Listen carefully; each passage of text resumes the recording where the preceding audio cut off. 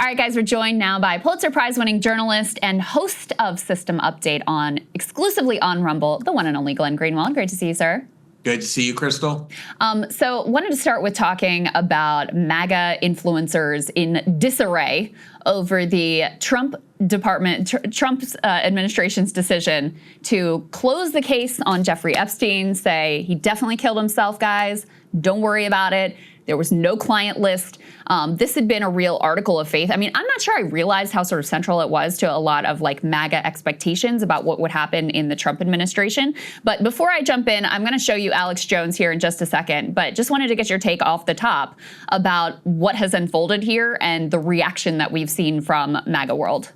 I think the most notable part of this is that it's not just MAGA pundits or MAGA influencers who have been talking about Jeffrey Epstein in very vehement and definitive ways for the last 4 years or more. It's the very people who run the law enforcement agencies. The highest positions are occupied by these people like Pam Bondi, Kash Patel, Dan Bongino. These are the people who've been going around on their podcast and other podcasts accusing Biden officials of corruptly concealing Jeffrey Epstein's client list, saying that Bill Gates is in Congress desperately lobbying to conceal the list because he's on it, insisting constantly that this is like the Rosetta Stone for deciphering the entire corrupt globalist network of degenerates and abusers and predators and the like.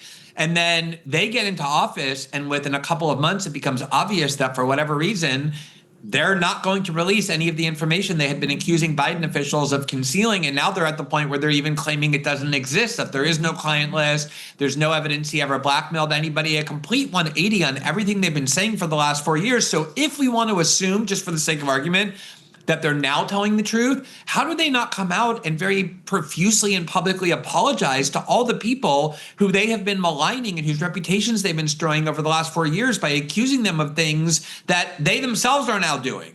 Yeah, that's so well said. And I mean, it was always preposterous to me, the idea that Trump was really going to blow the lid off whatever was going on with Epstein. And to be clear, I think there are a lot of very good questions, very troubling links and patterns with regard to Jeffrey Epstein. I know something you've been pointing to is like the key thing I really want to know about is whether there were links to intelligence agencies, Mossad in particular.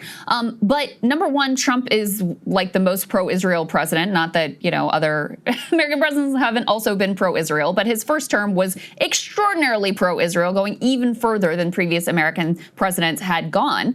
So that's number one. Number two, we know these guys were friends. Well, there's pictures of them together. He was on the quote-unquote Lolita Express.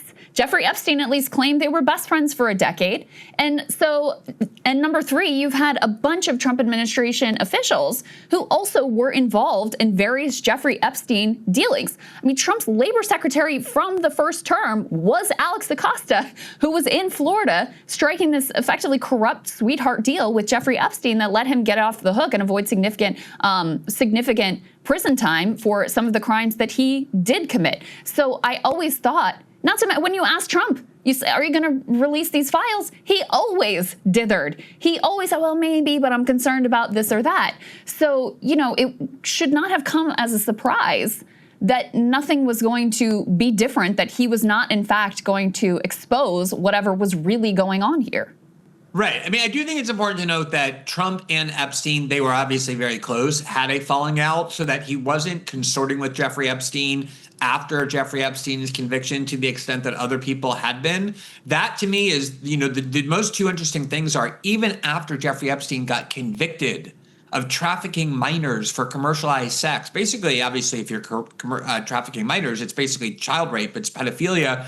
Huge numbers of the most prominent, powerful people in the world had no compunction about openly associating with Jeffrey Epstein, not just associating him, like passing him by at a party, but going to his house, et cetera. But then the other thing, Krystal, is that his wealth, Jeffrey Epstein's wealth, is inexplicable in terms of what he did. We know a lot of it came from Lex Wexner and other people who are extremely active in pro-Israel activity. So the question that the Trump administration still hasn't answered is, did Jeffrey Epstein work with or for, in any capacity, any intelligence agency, domestic or foreign, the Mossad, the CIA, whomever? And they're just like, we're not going to tell you that, just move on. Yeah, just trust us. Nothing to see here. Trust us. We're moving on. All right, let's go ahead and take a look at this, this video. I'm going to play the whole thing of Alex Jones reacting to this news as it was coming out. Now, he has since formulated his own theory of what's actually going on here, which of course conveniently absolves Trump of any sort of responsibility here. But let's go ahead and play his initial reaction. Obviously, there's nothing the globalists wouldn't do to keep this from coming out. They've already tried to kill Trump repeatedly. Had they rolled over, I see a lot of signs that, Trump's pretty much in charge now. And so all evidence points towards them using the information to control the deep state. So meet the new boss, same as the old boss. The Who song won't get fooled again. This is going to be an unmitigated disaster. I don't know how they got Trump and the DOJ to do this, because the public is not buying it. No one is buying it. So I never saw any evidence of Trump involved in any of the stuff that came out. It was all fake, the fake Jane Does, all the crap, E.G. and Carol, the crazy leftist cat lady, all of it. So now, by coming in and being part of the cover-up, the Trump administration has become part of it. It's just, you cannot see it any other way. So I just got to the office. I'm going to go throw up, actually. And this only happens every few years when something really, really bad happens or something. I'm physically going to puke probably right now. My mouth is watering right now. It's because I have integrity. And, I just really need the Trump administration to succeed and to save this country. And they're doing so much good. And then for them to do something like this tears my guts out. And, the left, they're all complicit. They're openly promoting pedophilia. We know they're pure evil. And they'll think it's all funny. Oh, look, Alex is sad. MAGA's tearing itself apart. Your globalist masters literally want you to eat bugs and live in a 5G, 200 square foot coffin apartment. Look at the left. Look at them all posing with their Pfizer shots, looking like dead zombies. Come on. You guys are sick. And so you shouldn't look at those of us that have a soul still and have integrity in pain over this and celebrate, you dumb pieces of fucking shit. So his new theory he had on this guy that says the Epstein case is being covered up by intelligence groups to protect Western agencies. There also seems to be, from him and a bunch of others, by the way, blame shifting onto Pam Bondi as if, she's doing this just freelancing on her own with no input from Trump whatsoever and completely, again, absolving him of responsibility. But what do you make of Alex's reaction there? Well, it's understandable that it's so heavy and emotional, because I think a lot of people maybe who don't pay so much attention to MAGA discourse don't have a full appreciation for how central this has been to their entire worldview. This is not like just some isolated little sex scandal that occasionally they would talk about because they thought it implicated people who were their political enemies. This was something they believed was the key to understanding essentially how all the deep state, how globalist institutions are decaying and rotting from the inside. And we were finally going to get the truth. And again, the fact that it was the very people who are now in charge and doing the cover up, in their view, were the ones who were promising that all of this was going to be exploded in the open, and who were adamant. They weren't just saying like, maybe there's a client list. They were saying there's a client list. Why aren't we seeing it? It's impossible for even these leading MAGA influencers to try and justify it, no matter how much they want to defend Trump. It's just the betrayal is too glaring and blatant. And yes, they're going to try and distract attention from Trump himself and put it on people like Pam Bondi or whatever. But at the end of the day, Pam Bondi is Trump's attorney general, and he has the ability to fire her at any moment, and he won't over this for sure.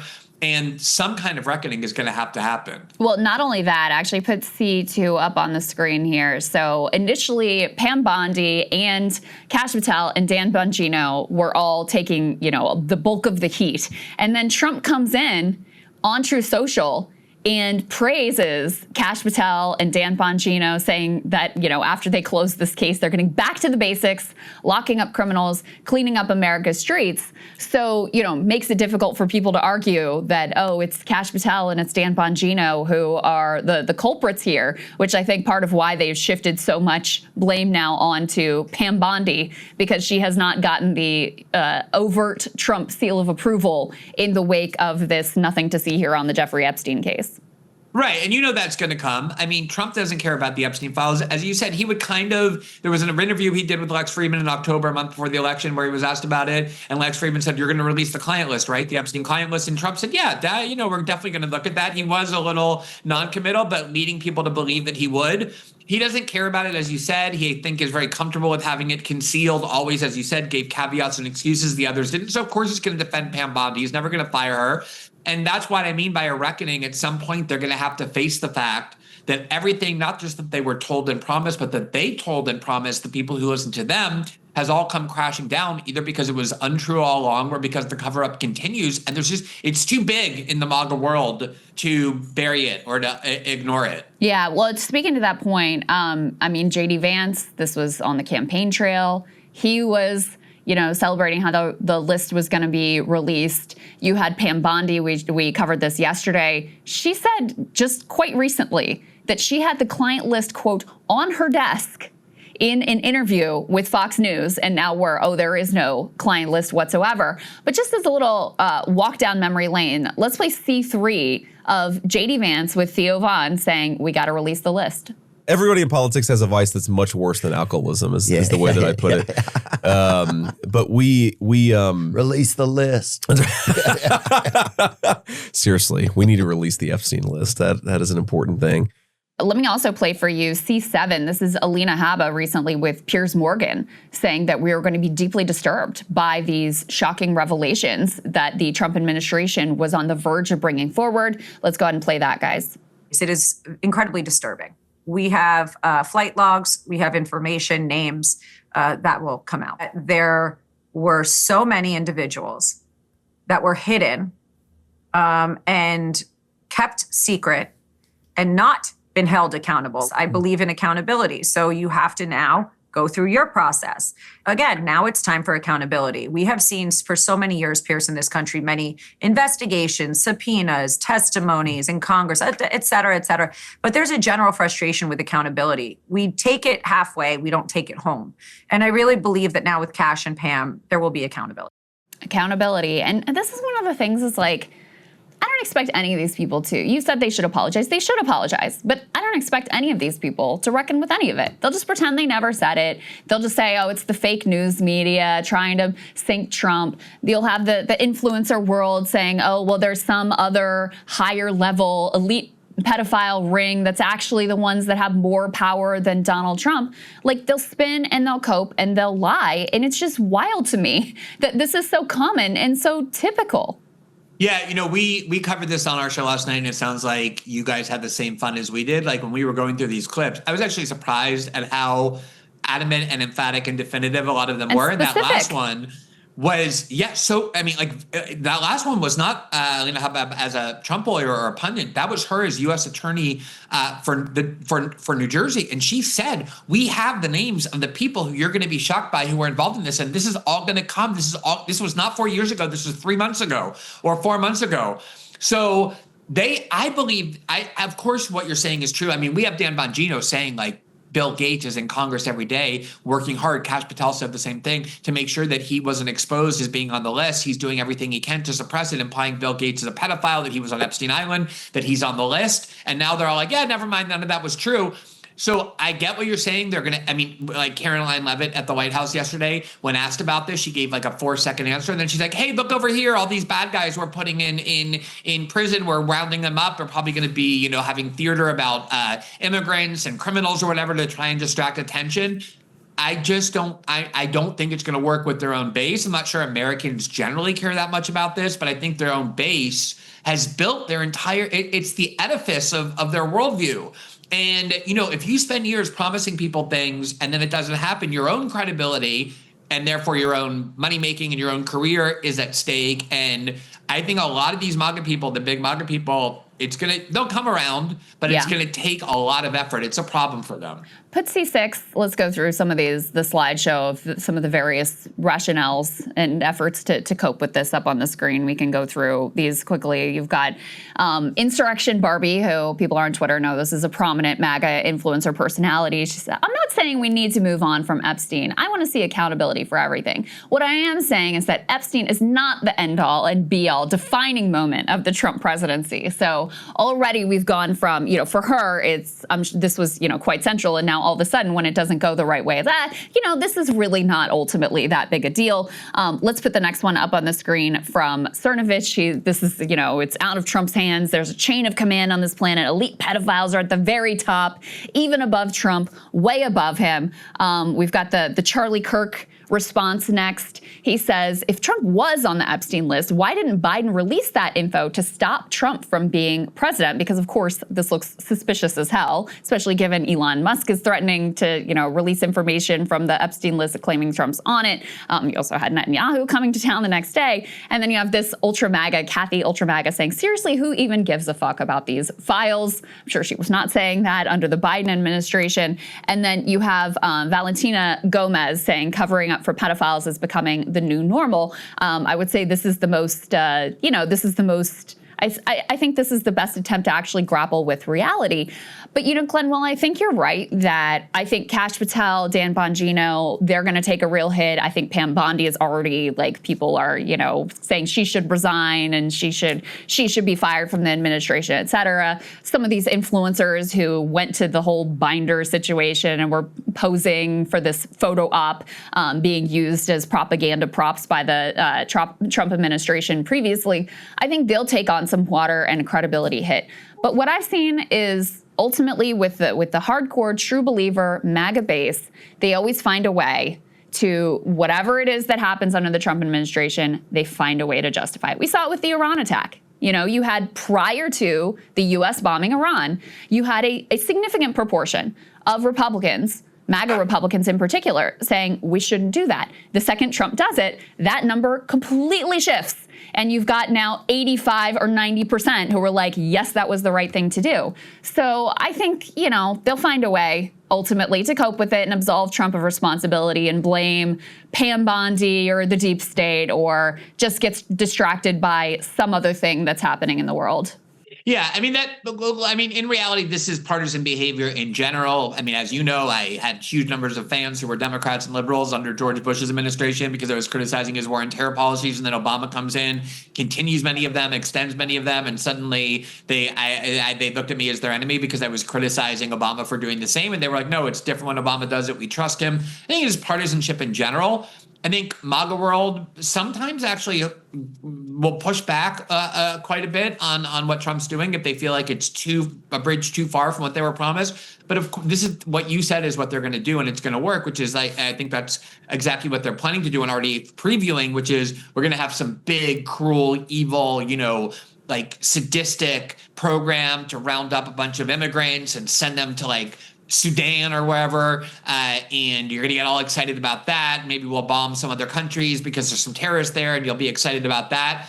I think that's clearly what they're planning and banking on the fact that eventually people will just forget about this and move on, who are their biggest supporters. And it's a good safe bet that will happen. It is partisan behavior, and I think that's a fair point. But I do think it is stronger with MAGA. And you even saw it with the Iran bombing. I wish I had the poll, because you saw when Trump does bomb Iran, you see Republican support for it skyrockets, 40 points. And you see Democratic support for it go down, but not to quite the same extent. It was maybe a 10-point drop, and there was already a low support for such a thing among Democrats. Trump, there is just he says, I get to define what MAGA is. I get to define what America First is. And I think he's right about that. I think his supporters have decided we're not, we've got certain ideas of what MAGA is, but ultimately we trust this guy. And if he says that we need to bomb Iran, well, he must know something that we don't. And we're just going to go along with that. And what I would use as a counter example here is the fact that under Joe Biden, as you have still the vast majority of Democratic leaders fully on board with we're going to give Israel whatever they want in the bear hug strategy, et cetera, at that same time, you had the Democratic base running at lightning speed in the other direction, saying this is disgusting, this is a genocide, we don't want anything to do with this. So partisan behavior, no doubt, impacts people across the board, and I think your example is correct. But I do think there's something unique about the cult of personality around Trump that is particularly strong, and there isn't a similarly situated Democratic figure, at least at this point, that has the same level of pull on the Democratic base. I mean, I think it's a complicated conversation. I would suggest Obama did have that, especially in his first term. I mean, the amount of faith and trust and love and reverence and deference to him among Democrats and liberals in general was extremely strong. I think there was a lot of that around George Bush, too, especially after 9/11. So I'm not quite convinced that it's stronger among MAGA. And I actually do think that, with Iran, for example, you did have some very prominent Trump allies, starting with Tucker Carlson, but a lot of other people who from the beginning were saying, you cannot do this. It's a betrayal of America first. They were saying it during the war. They're now saying it still. A lot of people questioning Trump's relationship with Israel. How is that America first? But I think you're right on the level of like the average normie Trump supporter is very inclined to trust him and not question him. But I think on the level of kind of more influential pundits, there are at least some of them who do push back pretty assertively. And you even showed some clips of them doing that now with Epstein. Like, wait a minute, what is this? And yes, maybe they're trying to... never on him. It's always Pam Bondi's fault. It's always the deep state's fault. It's always somebody else. And, when, like Steve Bannon, for example, and Tucker, even in that interview with Ted Cruz, which I thought was extraordinary, the way he would position it, and I understand why he does it, because it's like tactically you can't trample on Trump's ego or else you're going to be dead to him. But you'll lose influence. Right. Yeah, exactly. And the way that he positioned it was what not bombing Iran is the true reflection of what Trump really wants and what he's really asserted. And so if he doesn't go in that direction, then he must know something we don't. I actually haven't seen them particularly critical of the bombing of Iran after the fact. I've seen them moving on to other things. I've seen, Steve Bannon, even before Trump decided to bomb Iran, saying, listen, at the end of the day, if he bombs them, we're all going to get back on board. So, and, there's no secret why, because if you do disagree with him and criticize him personally directly, that's it. You're dead to him. And your influence is going to be toast. You're going to end up like Liz Cheney or, any one of the other sort of exiled former Republicans who dared to say negative things about specifically the person of Donald Trump. Yeah, I mean, again, I do think that a lot of presidents look at the world that way. Like if you openly criticize them or publicly criticize them, they start to get really angry, I think. But, like we chatted briefly before we began about the Netanyahu visit, and I was saying, like, nobody is more easily manipulated than Trump. And so if you're somebody who actually cares about not just opining, but having influence, you want to formulate what you're saying in a way that's likely to appeal to Trump. So a lot of these neocons were saying America first means being strong and showing the world that we will take action. That's America first. And, playing on his ego that way. And other people were saying America first means we don't go to wars for Israel or for other countries, always trying to get Trump to say, you laid out this brilliant philosophy, and the way that you align with it is by doing what I want, or the other person says what I want. I think that's just being strategic. I think that's being mindful of trying to exert influence rather than just being on the outside throwing rocks like Elon Musk is now left to do. So I get your point. Obviously, there's a ton of people who are hacks who are willing to go to bat for Trump no matter what, and who will do so here as well. I'm just a little bit doubtful that it's worse than other previous presidents, especially ones with very strong kind of personal charisma like Obama had, who I think did inspire similar things. But at the end of the day, whether it's more or less or whatever, I agree with you that directionally that is what's going to happen. Hey, if you like that video, hit the like button or leave a comment below. It really helps get the show to more people. And if you'd like to get the full show ad-free and in your inbox every morning, you can sign up at breakingpoints.com. That's right. Get the full show, help support the future of independent media at breakingpoints.com.